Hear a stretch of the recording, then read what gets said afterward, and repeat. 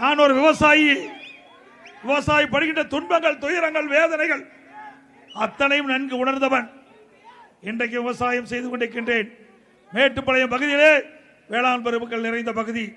அந்த வேளாண் பெருமக்களுக்கு தேவையான திட்டங்களை கொண்டு வருகின்ற முதல் அரசாக அதிமுக அரசு ஆட்சியில் இருக்கும் போது செயல்படுத்தி காட்டினோம். விவசாய பம்பு செட்டுக்கு 24 மணி நேரம் மின்சாரம், மும்மனை மின்சாரம் கொடுத்தோம்.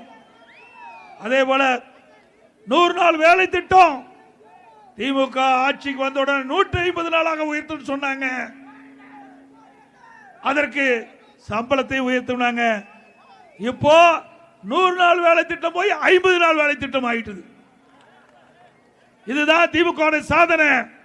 மீண்டும் அண்ணா திமுக ஆட்சிக்கு வந்த பிறகு நீங்கள் எதிர்பார்ப்பதை விட கூடுதலான வேலை நாட்களை உருவாக்கி தருவோம். ஏழைகளை வாழ வைக்கின்ற கட்சி அண்ணா திமுக கட்சி. அதற்காகத்தான் பொன்மன செம்மல் புரட்சி தலைவர் எம்ஜிஆர் இந்த இயக்கத்தை தோற்றுவித்தார். அம்மா கட்டி காத்தார்கள். ஏழைகள் வாழ்வு மலர வேண்டும். அதற்காக நிறைய திட்டங்களை கொண்டு வந்த அரசாங்கம் அண்ணா திமுக அரசாங்கம்.